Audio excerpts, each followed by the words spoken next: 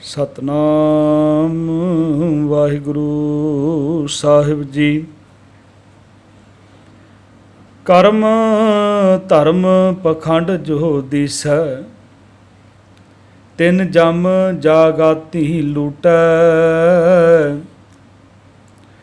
निर्वाण कीर्तन गावो करते का, निमख सिमरत जित छूटै। कर्म धर्म पखंड जो दिसै, तिन जम जागाती लूटै। निर्वाण कीर्तन गावो करते का, निमख सिमरत जित छूटै।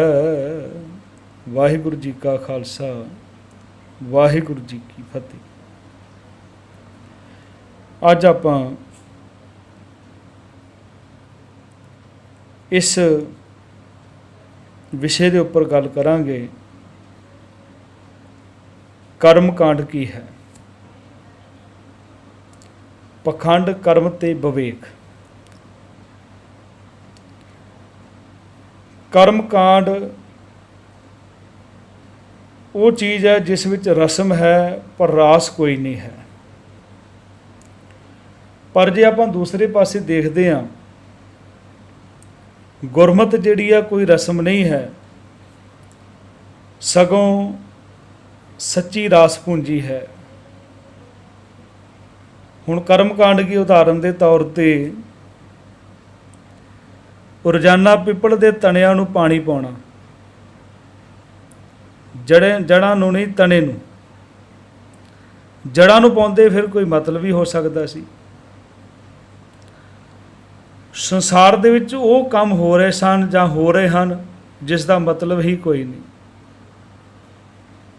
बस एक दलील है, मेरे वड्डे करते हुंदे सन, जां जो मेरे तो पहला करदा सी मैं भी करना है।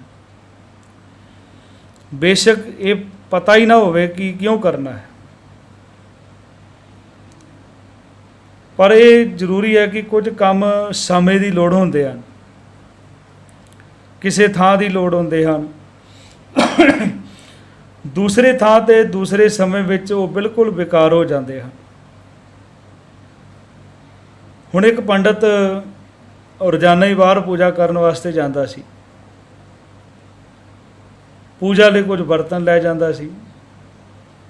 एक दिन उन्हें एक जुगती उन्हें सुझी कि रोजाना भार चुक के उत्थे बर्तन लैके मैं जाता हाँ। उन्हें उस स्थान के उपर जाके उन्होंने बर्तनों को मिट्टी में दब के उपर शिवलिंग बना दिता, और लोगों ने इसनों सारिਆਂ ने आदर दे नाल सिर झुका दिता, अगे चले जान, मत्था टेकी जान, अगे जान। पर गल उल्ट हो गई। पिछों एक होर आया, उसने भी एक मिट्टी इकट्ठी की, उस तरह का उसने बना दिता। थोड़े दिनों बाद वो ब्राह्मण पहुँचे, हैरान हो गया कि उसके भांडे किहड़े शिवलिंग थले हैं।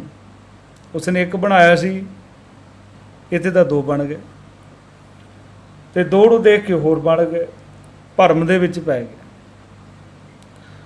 हुण कारण की सी? कर्म कांड नूं गुरु नानक दे घर दे विच कोई भी जगह नहीं है। हुण गुरु गोबिंद सिंह जी महाराज जिस वेले कुरुक्षेत्र गए, ब्राह्मण आया, गुरु साहब महाराज जी गऊ दान करो। सतगुरु जी ने एक सिख नूं इशारा किया भी गधा लैके आओ। गधा भी आ गया। सतगुरां कहा कि गधा दान करांगे, ब्राह्मण ने लैण तो इनकार कर दिता। तो जदों लैण तो इनकार कर दिता तो सतगुरु जी कहन लगे, दशमेश पिता कहते पंडित जी जे गऊ दान हो सकती तो गधा क्यों नहीं हो सकता। उन्होंने कहा, ब्राह्मणों ने कहन लगे सतगुरु जी गधा दान लैण वाला ब्राह्मण नरक नूं जाएगा। सतगुरां ने कहा, कीमती सोने का हार सिखां नूं आख्या गधे के गल विच पा दिओ। गले के गल पा दिता। कहते हुण गधा दान होवेगा कि नहीं। एक ब्राह्मण लै गया। ਸਤਿਗੁਰਾਂ ਸਮਝਾਇਆ, ਕਹਿੰਦੇ ਗਊ ਦਾਨ ਇਸ ਲਈ ਸੀ ਕਿ ਕੋਈ ਲੋੜਵੰਦ ਦੁੱਧ ਪੀਏਗਾ, ਇਹ ਲੋੜ ਸੀ, ਪਰ ਇਹ ਪਰੰਪਰਾ ਬਣ ਜਾਣੀ ਕਰਮ ਕਾਂਡ ਹੈ। ਕੋਈ 1.25 ਰੁਪਈਆ ਦੇਵੇ, ਉਸ ਲਈ ਪੰਡਤ ਆਖੇ ਤੇਰੀ ਗਊ ਦਾਨ ਹੋ ਗਈ ਹੈ। ਇਸ ਗੱਲ ਤੋਂ ਕਰਮ ਕਾਂਡ ਬਣਦਾ ਕਿ ਮਤਲਬ ਭਾਵੇਂ ਕੁਝ ਵੀ ਨਾ ਹੋਵੇ, ਅਸੀਂ ਕਰਨਾ ਜ਼ਰੂਰ ਹੈ ਕਿਉਂਕਿ ਮੇਰੇ ਪੂਰਵਜ ਕਰਦੇ ਰਹੇ ਹਨ। ਇੱਥੇ ਹੋਰ ਬੇਨਤੀ ਕਰਦਾ ਕਿ ਜਿਹੜੇ ਲੋਕ ਅੱਜ ਗਾਂ ਨੂੰ ਮਾਂ ਕਹਿੰਦੇ ਆ, ਠੀਕ ਆ, ਉਹਨਾਂ ਦਾ ਧਰਮ ਹੈ, ਪਰ ਮਾਂ ਇੱਦਾਂ ਤਾਂ ਕੋਈ ਸੜਕਾਂ ਦੇ ਉੱਪਰ ਨਹੀਂ ਛੱਡਦਾ ਨਾ, ਜਿਸ ਤਰ੍ਹਾਂ ਅੱਜ ਸੜਕਾਂ ਦੇ ਉੱਪਰ ਭੁੱਖੀਆਂ ਭਾਣੀਆਂ ਘੁੰਮਦੀਆਂ ਫਿਰਦੀਆਂ ਹਨ, ਅਤੇ ਮਾਂ ਨੂੰ ਸੰਭਾਲਣ ਦੀ ਵੀ ਜ਼ਰੂਰਤ ਹੈ। ਮੈਂ ਬੇਨਤੀ ਕਰ ਰਿਹਾ ਸੀ, ਕਰਮ ਕਾਂਡ ਇਸ ਗੱਲ ਤੋਂ ਬਣ ਜਾਂਦਾ ਹੈ ਕਿ ਮਤਲਬ ਭਾਵੇਂ ਕੁਝ ਵੀ ਨਾ ਹੋਵੇ, ਅਸੀਂ ਕਰਨਾ ਜ਼ਰੂਰ ਹੈ, ਭਾਵੇਂ ਉਹਦੇ ਵਿੱਚੋਂ ਕੋਈ ਰਾਸ ਨਹੀਂ ਨਿਕਲੇਗੀ, ਸਿਰਫ ਰਸਮ ਹੀ ਹੈ, ਕਿਉਂਕਿ ਮੇਰੇ ਵੱਡੇ ਕਰਦੇ ਸਨ, ਮੇਰੇ ਪੂਰਵਜ ਕਰਦੇ ਸਨ। ਮੈਂ ਇੱਕ ਕਹਾਣੀ ਆਪ ਜੀ ਦੇ ਸਾਹਮਣੇ ਰੱਖਾਂ। ਇੱਕ ਮਾਸੂਮ ਬੱਚੀ ਨੂੰ ਉਸ ਦੀ ਮਾਂ ਨੇ ਰੋਜ਼ਾਨਾ ਹੀ ਕਹਿਣਾ, ਬੇਟਾ ਛੇਤੀ ਨਾਲ ਬਿੱਲੀ ਫੜ ਲੈ, ਉਹਨੂੰ ਟੋਕਰੀ ਥੱਲੇ ਕਰ ਦੇ, ਦੁੱਧ ਨੂੰ ਜਾਗ ਲਾ ਦੀ। ਬੱਚੀ ਨੇ ਦੌੜਨਾ, ਬਿੱਲੀ ਕਿਸੇ ਮੰਜੇ ਥੱਲੇ ਵੀ ਵੜੀ ਹੋਵੇ, ਉੱਥੋਂ ਉਹਨੂੰ ਕੱਢ ਕੇ ਲਿਆਉਣਾ। ਆਖਰ ਬਿੱਲੀ ਦੀ ਵੀ ਆਦਤ ਬਣ ਗਈ, ਤੁਰ ਜਾਣਾ ਟੋਕਰੀ ਥੱਲੇ, ਕੁਝ ਚਿਰ ਜਾਣਾ ਹੀ ਹੈ।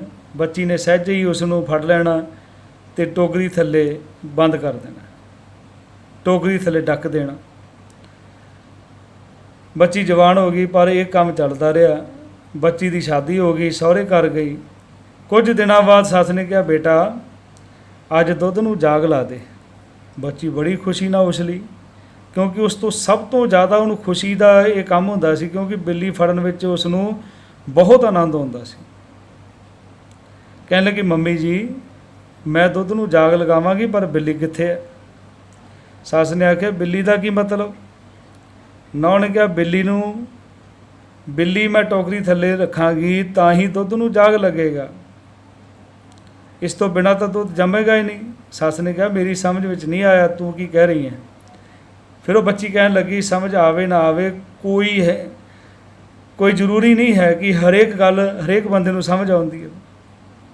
ਇਹ ਸਾਡੇ ਘਰ ਦੀ ਮਰਜ਼ਾਦਾ ਹੈ ਮੰਮੀ ਜੀ, ਘੱਟੋ ਘੱਟ 15 ਸਾਲ ਤੋਂ ਮੈਂ ਖੁਦ ਇਹੋ ਕੁਝ ਕਰ ਰਹੀ ਹਾਂ, ਹੁਣ ਕਰਮਕਾਂਡੀ ਵੀ ਇਹੋ ਕੁਝ ਕਰ ਰਿਹਾ, ਸਮਝਣ ਦੀ ਕੋਈ ਜ਼ਰੂਰਤ ਨਹੀਂ।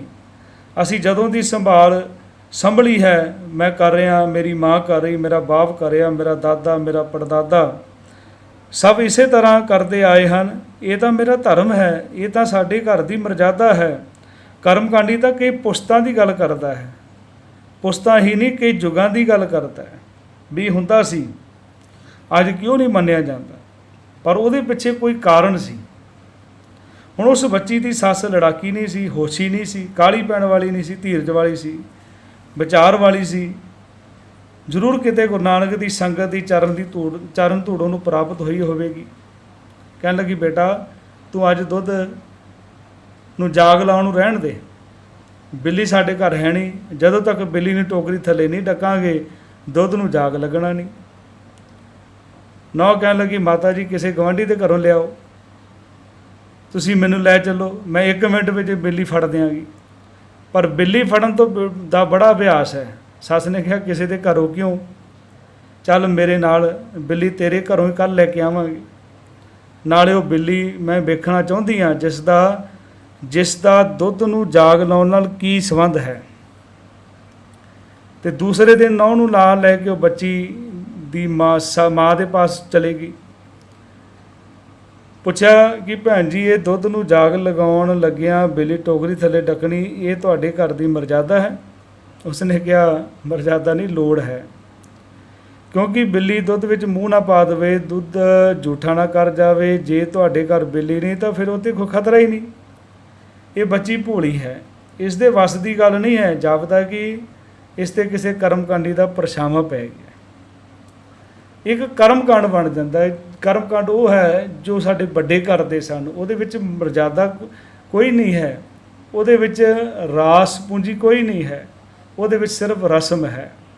ਕਈ ਚੀਜ਼ਾਂ ਰਸਮ ਦੇ ਤੌਰ 'ਤੇ ਨਿਭਾਈਆਂ ਜਾਂਦੀਆਂ ਹਨ। ਚਲੋ, ਗੁਰੂ ਮਹਾਰਾਜ ਦੀ ਬੜੀ ਕਿਰਪਾ ਸਿੱਖ ਪਰਿਵਾਰਾਂ ਦੇ ਉੱਪਰ। ਨਹੀਂ ਤਾਂ ਹਿੰਦੂ ਪਰਿਵਾਰਾਂ ਦੇ ਵਿੱਚ ਕੀ ਹੁੰਦਾ ਹੈ, ਕੋਈ ਉਹਨਾਂ ਦੇ ਘਰ ਅਕਾਲ ਚਲਾਣਾ ਕਰ ਜਾਏ ਬਜ਼ੁਰਗ, ਤੇ ਉਹਦੇ ਪੁੱਤਰ ਨੂੰ ਪਗੜੀ ਬੰਨੀ ਜਾਂਦੀ, ਉਹਨੂੰ ਕਹਿੰਦੇ ਰਸਮ ਪਗੜੀ। ਸਿਰਫ ਉਹ ਰਸਮ ਕਰਦੇ ਹਨ, ਬੰਨ੍ਹਦੇ ਨਹੀਂ ਹਨ, ਕਿਉਂਕਿ ਵੱਡੇ ਕਰਦੇ ਸਨ, ਇੱਕ ਰਸਮ ਬਣ ਜਾਂਦੀ ਹੈ। ਪਰ ਸਤਿਗੁਰੂ ਜੀ ਨੇ ਸਿੱਖ ਨੂੰ ਵਿਵੇਕੀ ਬਣਾਇਆ, ਸਿੱਖ ਨੂੰ ਪ੍ਰੇਮੀ ਬਣਾਇਆ। ਸਿੱਖ ਗਿਆਨੀ ਵੀ ਹੈ, ਸਿੱਖ ਧਿਆਨੀ ਵੀ ਹੈ। ਗੁਰੂ ਅਰਜਨ ਸਾਹਿਬ ਮਹਾਰਾਜ ਨੇ ਸਾਡੇ ਤੇ ਕਿਰਪਾ ਕੀਤੀ। ਕਹਿੰਦੇ ਬਿਨਾਂ ਮਤਲਬ ਤੋਂ ਬਿੱਲੀਆਂ ਨੂੰ ਨਾ ਡੱਕਦੇ ਫਿਰੀਏ, ਇਸ ਲਈ ਦਾਤੇ ਤੋਂ ਦਾਤ ਮੰਗੀ ਹੈ। ਕੀ ਕਹਿੰਦੇ ਹਨ ਗੁਰੂ ਅਰਜਨ ਸਾਹਿਬ ਜੀ ਮਹਾਰਾਜ?